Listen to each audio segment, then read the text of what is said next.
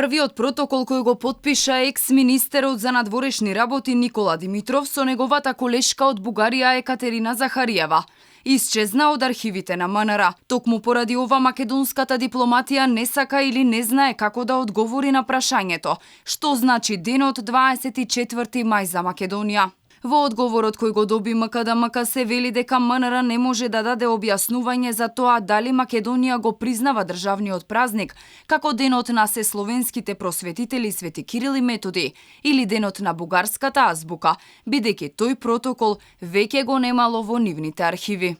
Вашите забелешки се однесуваат на протоколот од првиот состанок на меѓувладината комисија, потпишан на 10 јуни 2019 година, кој, како што веќе сме информирале, не можевме да го најдеме во архивата на МНР и од тука не можеме да дадеме објаснување. Во вториот протокол таква формулација нема. Интересно е тоа што иако МНР се правда дека овој документ го нема во нивната архива, потпишаниот протокол стои на официјалната веб страница.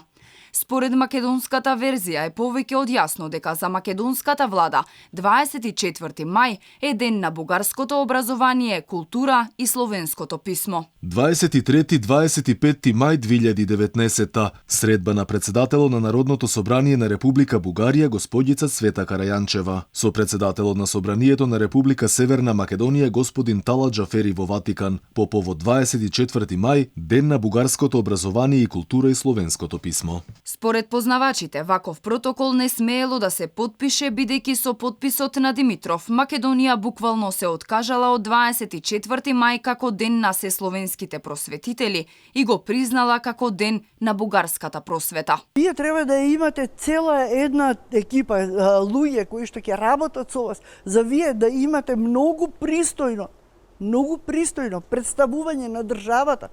Ова е документ кој што ќе го извади секој од странство. И овој документ нам после одглава ни се мава, затоа што некој полуписмен, неписмен, ќе ми извините, дали со купена, дали со купена диплома, дали со лажна диплома, дали со што сака нека е, со фалсификуван. Веќе ние не можеме од оваа тиња надвор. Актуелниот министер за надворешни работи, кој се најде на удар на јавноста по потпишувањето на новиот протокол со Бугарија, прстот го впери кон неговиот претходник Димитров, дека тој го избришал првиот протокол од архивите. Тој во една прилика дури објави и фотокопија на документот кој го потпиша Димитров, алудирајќи на делот за договореното на историската комисија по однос на цар Самуил и преименувањето на Илинденското востание. После потпишувањето на овој протокол, Бугарија не губеше време. На крајот на 2020 година празникот Ден на бугарското образование, култура и словенско писмо го преименува во Ден на светите браќа Кирил и Методи, на бугарската азбука, просвета и култура.